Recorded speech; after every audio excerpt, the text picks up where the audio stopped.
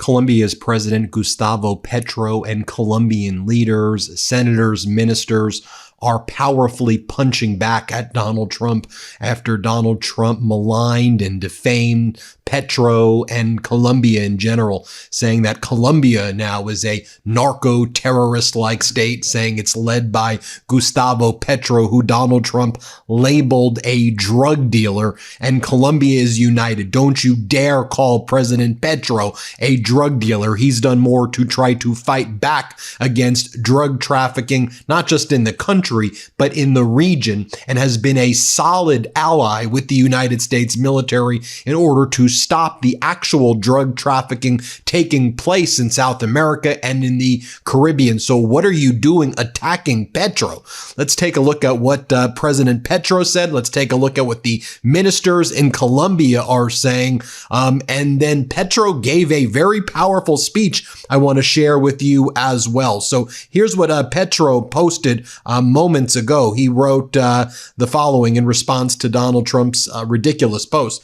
Mr. Trump, Colombia has never been rude to the USA. On the contrary, it has greatly admired its culture. But you are rude and ignorant toward Colombia. He goes, you need to read the history right here. Read 100 Years of Solitude, and maybe you can learn something. I don't do business like you do. Yes, I am a socialist. I believe in aid and the common good and in the common goods of humanity, the greatest of all, life, put in danger by you and your oil. I'm not a merchant, then much less a drug trafficker. In my heart, there is no greed. I can never get along with greed.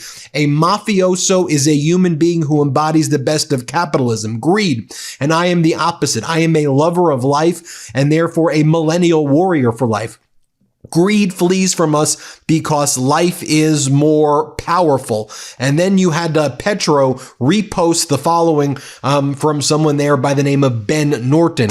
Petro responds to Donald Trump's attack on him by saying Trump is a maniac. While waging war on Venezuela, he now threatens to attack Colombia too, although he doesn't even know how to spell Colombia correctly. Donald Trump spelt it 4 times, Columbia.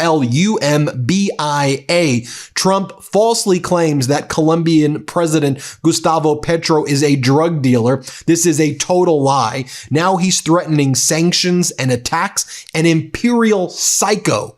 An imperial psycho is what President Gustavo Petro is calling Donald Trump. He also reposted the following message.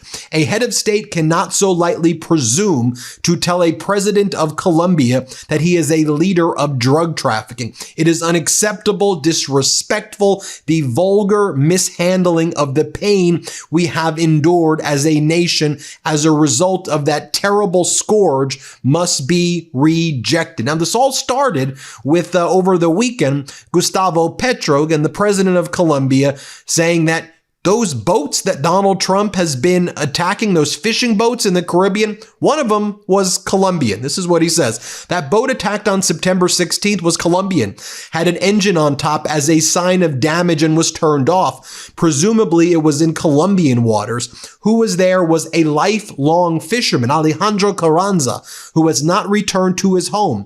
Alert to the Attorney General of the nation. I request you act immediately. Grant immediate protection to the victim families and associate them, if they wish, with the victims of Trinidad and Tobago to initiate legal actions in the world and in the justice system of the United States. In other words, war crimes have been committed against innocent fishermen in Colombia. We also know that innocent fishermen from Trinidad and Tobago were also killed in these war crimes being committed by the United States of America. We're clearly seeing now why that 4-star decorated admiral who was the commanding Navy leader in Latin America suddenly quit last week. It's becoming increasingly obvious. More on that. I'll tie this all together. But after President Petro said, you just killed innocent Colombians, Donald Trump responded, President Gustavo Petro of Colombia is an illegal drug leader, strongly encouraging the massive production of drugs in big and small fields all over Colombia. It's become the biggest business in Colombia by far. And Petro does nothing to stop it. Despite large-scale payments and subsidies, from the USA that are nothing more than a long-term ripoff of America. As of today, these payments or any other form of payment or subsidies will no longer be made to Colombia. The purpose of this drug production is the sale of massive amounts of product into the United States, causing death, destruction, and havoc. Petro, a low-rated and very unpopular leader with a fresh mouth toward America, better close up these killing fields immediately, or the United States will close them up for him, and it won't be done nicely. Thank you for your attention to this matter. Donald J. Trump. On behalf of the normal people in the United States that are still left, let me send this message to President Petro, to the President Gustavo Petro, and to all the other leaders out there. Donald Trump is a horrible human being. Okay, he is a vile piece of trash in the Oval Office. And what many Americans think, tens of millions of us think, is that this guy is a despicable tyrant who is making our country weaker. And on behalf of normal Americans who don't support war crimes, we apologize to you for his despicable war crimes and the behavior that's being done in our country's name. Because we're also learning about this huge buildup of naval assets in the Caribbean. There were over 200 military flights conducted in the area between August 15th and October 15th, per a CNN review of flight data. The missions were carried out by 83 separate aircraft as the United States seeks to intimidate the region, including intelligence gathering planes and tankers used to refuel jets midair. Several intelligence gathering assets may also have been diverted from surveillance operations in Eastern Europe, where we were supporting Ukraine, to the Caribbean so that Donald Trump can try to bully and threaten war on places like Venezuela and Colombia. Very different. Venezuela is being run by a dictator tyrant. President Petro, Gustavo Petro, is someone who the U.S. was allied with. He showed up in the White House with former President Biden. He's someone who's been actually tough on drugs, not just in Colombia, but in the region. And I also want to say one thing as well. Fentanyl's not coming in from Colombia, nor is it coming in from Venezuela. A lot of it's being manufactured in the United States. Some of it's being manufactured in Mexico. A lot of it's being manufactured in China, and it's being shipped to the United States. So Trump's attempt to blame fentanyl on Venezuela and Colombia, it's just belied by the facts. Like, it's utterly false what he is doing. And Trump's trying to create an enemy, to create pretext for war. Pretext for war. I want to show you this from Armando Bendati, who is the interior minister. Here's how he describes it. Interior minister of Colombia. He goes like, we're in the fourth dimension here. The most powerful president on planet Earth, from the country that consumes the most, tells the president, Gustavo Petro, who has fought the hardest against drug trafficking since forever, that he is the leader of drug trafficking in the region. That is mocking the families who lost their loved ones, the members of the public force who have lost their lives in the war against the mafias. But everything that is wrong is susceptible to getting worse. Then some Latino dog washers from the United States come out who just mess with Petro Gustavo's demand-raising tariffs, decertification, invasion, showing the little gallantry and maturity on the issue for handling in this country. Then you had another senator, Martha Apayu. She goes, listen, President Trump, we are Colombia, not Colombia. Spell it right. You don't even know the name of our country. From the Senate of Colombia, I categorically and energetically reject the unfounded, disrespectful, and dangerous misinformed accusations issued by Donald Trump against Petro Gustavo and against the Colombian state. Colombia does not kneel before the threats or blackmail, no matter where they come from. We are a sovereign nation that has paid with blood the price of war against drug trafficking that has been waged for decades, many times under rules imposed by others, while in the north, the consumption that fuels this chain of death does not stop. The government of President Gustavo Petro is without a doubt one of those that has most forcefully confronted the structural roots of drug trafficking in Colombia. Voluntary crop substitution, social justice for historically forgotten regions, an environmental approach, and dismantling of criminal networks through a policy of human security. The figures prove it. Seizures have increased. The economic power of the mafias has been hit, and a paradigm shift has been initiated that for years was postponed by the complicity and double standards of certain sectors. President Trump, here is the honest and hardworking people. Stop the consumption in your country. Stop bombing innocent fishermen and capture the real narcos who are in Dubai, is what she says. A lot of other senators in Colombia who are echoing that message right here. And more powerful statements from Gustavo Petro right there. Getting older hits harder than you expect, right? One day you wake up with stiff joints, recovery from the gym takes longer, your hair is thinning, nails are breaking, and your skin just doesn't have that same smooth glow anymore. That's where Bubs Naturals collagen peptides come in. Starting in your mid-20s, your body naturally produces less collagen every single year. And collagen is the protein that holds everything together. It's literally the glue of your body. With Bubs, you can help restore collagen levels closer to what your body naturally had in its youth. That means stronger joints, healthier hair and nails, smoother skin, and faster recovery. And it's super easy to use. Just mix Bubs into your coffee, smoothie, or juice each morning. It's tasteless, odorless, and dissolves instantly. No clumps and no weird aftertaste. And here's what makes Bubs truly different. The brand is a tribute to former Navy SEAL Glenn "Bub" Doherty, a national hero who gave his life saving Americans in Benghazi, Libya. Glenn's call sign was Bub. And he was the kind of guy who was always pushed for self-improvement and helped everyone around him. That DNA is woven into Bubs' brand. And to honor him, Bubs donates 10% of all profits to charity, starting with the Glenn Doherty Memorial Foundation. On top of that, Bubs is built to the highest standard. No junk, zero sugars, sweeteners, or fillers. It's third-party tested, NSF certified for sport, Whole30 approved, and sustainably sourced from grass-fed, pasture-raised cattle. It's trusted by over 100,000 customers and was named Best Collagen of 2024 by Health.com. Live better, longer. For a limited time only, our listeners are getting 20% off at Bubs Naturals by using code Meidas at checkout. Just head to BUBSnaturals.com and use code Meidas, and you're all set.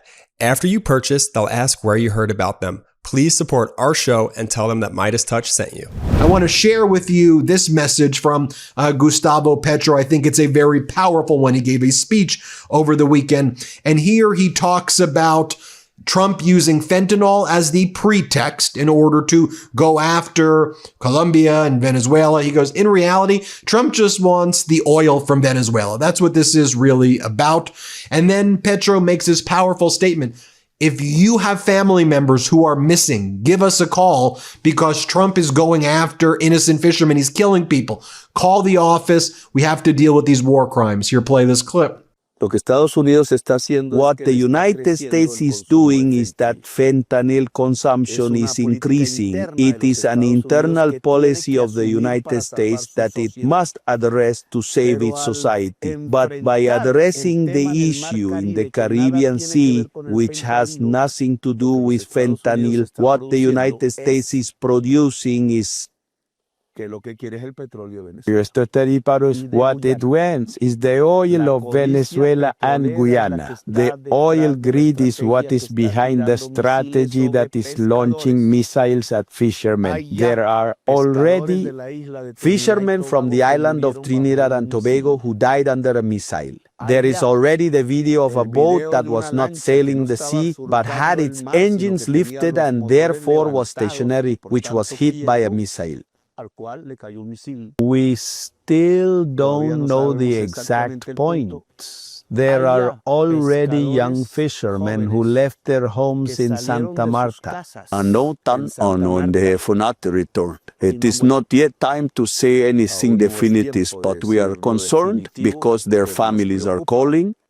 I ask all the families where their children or husbands are not returning home in a strange manner in places where there are ports to immediately notify the authorities, and we will see what has happened to them. Because if what is happening is that any of the Colombians have died under the missiles, ask all the human rights lawyers that today We apologize because the Colombian state murdered and persecuted them in past decades to help us establish internationally and nationally the claims and complaints if Colombians have been killed by the missiles. Colombia approved the resolution that all drug policies must adhere to human rights. And then, as part of this speech, Petro's like, look, when Biden was in office, we were able to have arguments. We can talk back and forth. We could have adult conversation. He goes, Trump doesn't want to talk. Trump has already decided what the outcome is, that he wants to invade Venezuela, that he wants to take over Colombia, that he has his decided outcome, and he's just going to go and make up whatever he wants, regardless of the facts. Here, let's play this clip. We put this through AI so we can translate it into English for you. Here, play this clip. Etcétera, los estudiantes. So, etcétera, the students talk about arguments that the presidents were going to talk about arguments. How naive. With Biden, I could talk about arguments, but with Trump, I haven't even met him. The arguments are useless. We are facing a government that has a predetermined purpose and only uses data if it serves them. Did that false data serve the Trump administration to discredit us and say that then the United States could be flooded with cocaine? Which is not true because it is being flooded with fentanyl. And fentanyl is not produced in Colombia, it is not produced in Latin America, it is produced in the large industrial apparatus of the United States. And in other industrial apparatuses, it is an excuse. Poorly constructed, because here I demonstrate with arguments that the potential for cocaine production is different. And let's go to this chart. This chart, a bit complicated. This chart was made by the Minister of Defense, retired General Pedro Sanchez. It is authored by him based on the data, obviously official of hectares. The gray parameters are not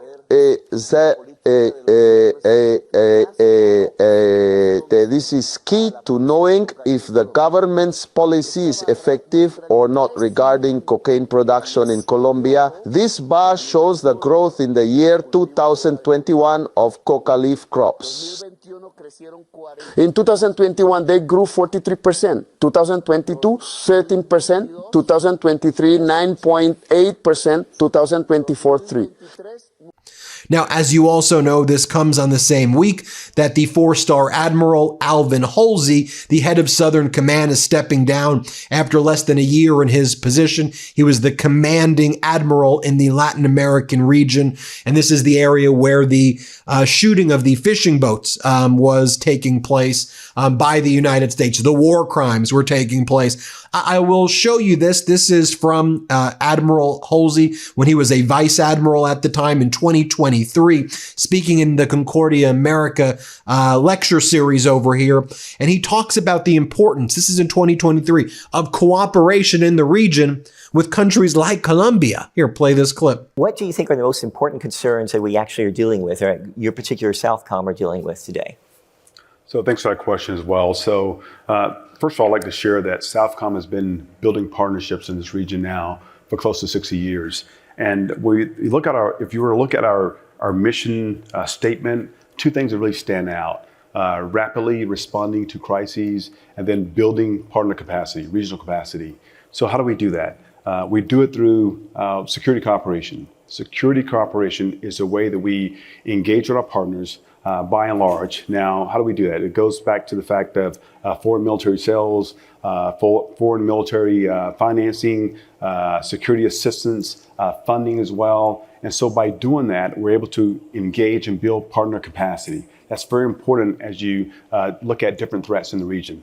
So as we assist partners in developing that military capability, what that does for us, and at the same time, we stick with them. We don't just go away. We got to be on the field and engage, right? So we assist them with training, the necessary training to do the sustainment and maintenance. And by doing that, and again, on the field, engage with our partners, building that trust, we're able to enable them to counter that malign activity. And so that's kind of the main focus right now, security cooperation. And here he is again saying that. At U.S. Southern Command, we are one of the 6 geographic combatant commanders for the Department of Defense. So in that role, we're responsible for overseeing the contingency planning operations as well as the security cooperation in the Central America, South America, and the Caribbean. In our neighborhood, we like to say, and we refer to it as our neighborhood because of the physical proximity, the shared values and culture, and also the shared economic and security concerns. Now, finally, I'll just show you this from April 23rd, 2023. This is former President Biden when he met with Gustavo. You can just see how different these times are. He goes, "Thank you, President Petro, Gustavo, for your commitment to addressing climate change and promoting democratic values across the Americas. When Colombia and the United States stand together, there's nothing we can't accomplish." So just think where we went from Biden to where we are now under Trump, with war crimes being committed and the worst possible relations with our 4-star admirals quitting, and hell is breaking loose. Here, play this clip.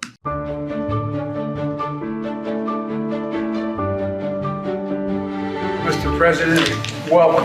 It's great to see you here in the Oval Office in Washington.